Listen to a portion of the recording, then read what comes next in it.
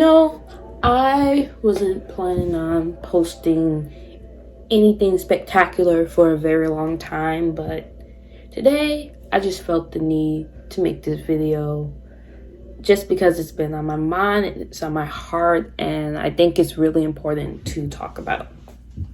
So today I had to put my best friend to sleep, Bray.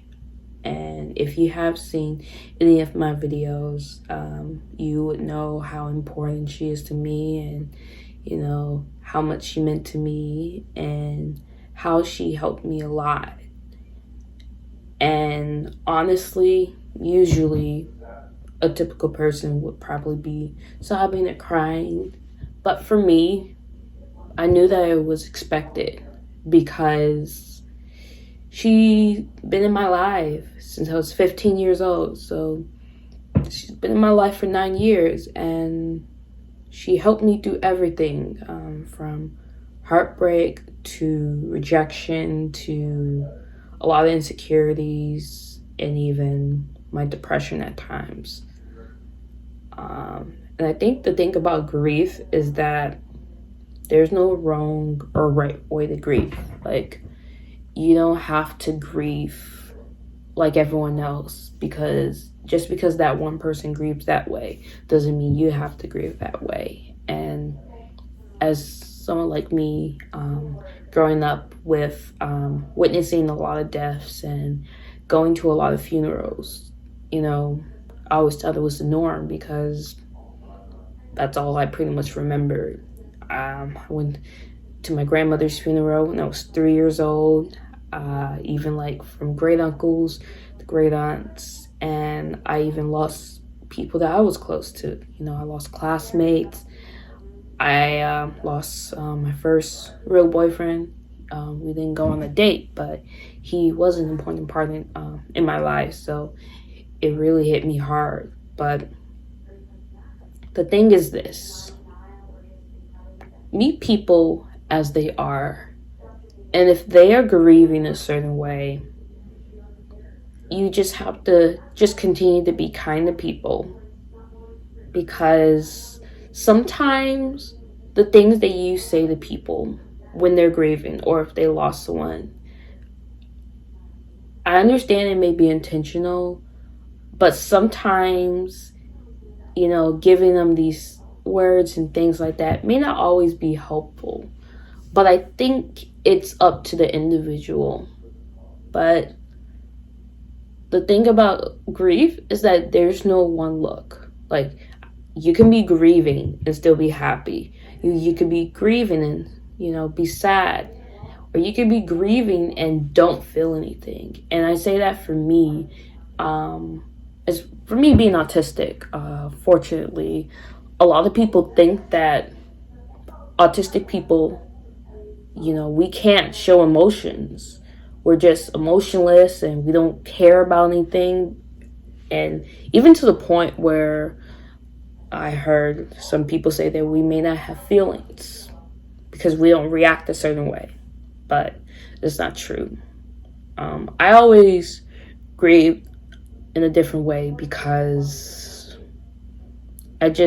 I always been an emotional person. I cried a lot when I was younger. But as I gotten older, I started crying significantly less. And I think that because I realized that I think I've grown up, but I probably have been exhausted from just crying.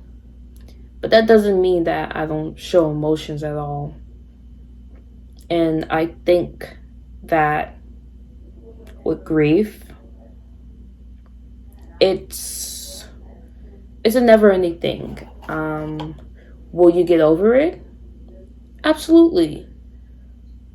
Like, emotionally, yeah, it's gonna hurt and it's not gonna be long, but will it always be in your mind? Well, will you stop thinking about it? Absolutely not.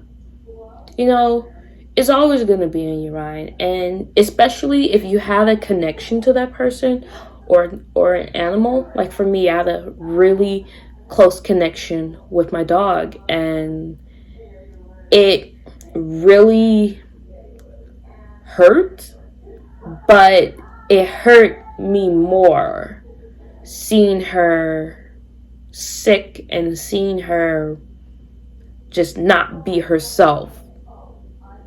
So honestly, I felt more content just, seeing her not in pain and her being in a safe place, where she's resting eternally, where she, don't get to suffer. That's what brings me peace. Will I be sad about her being gone? Yeah. But do I know that she's in a better place? Absolutely.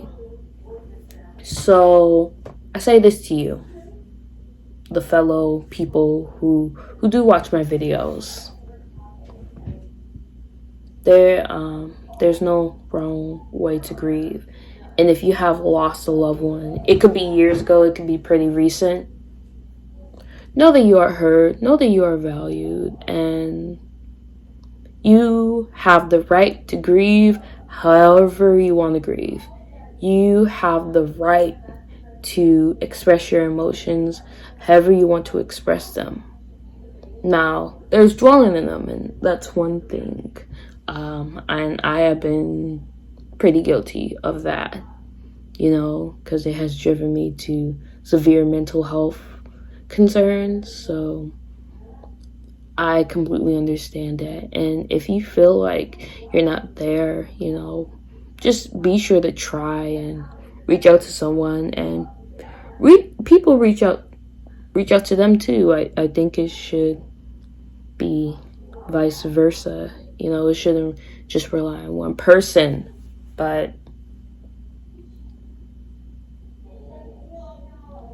continue to just be kind to one another.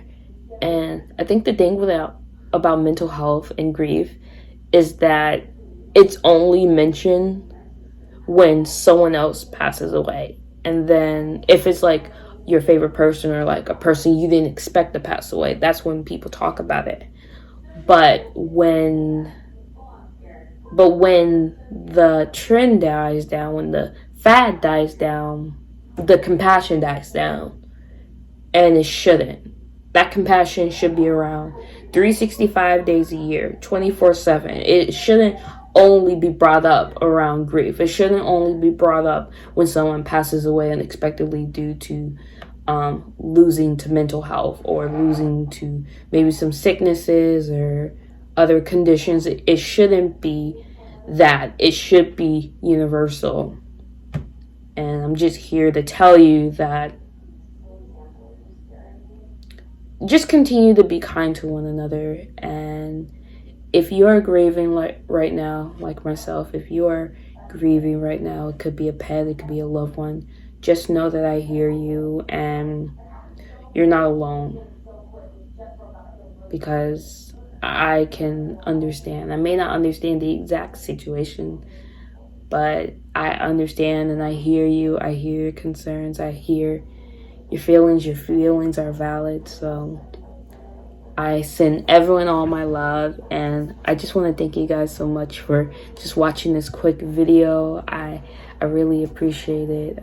If you guys want, you guys can like this video, you can comment, and if my videos resonated with you, and if you want to see more videos, be sure to subscribe, turn on your notifications for more videos from me, and I will see you guys around. Bye.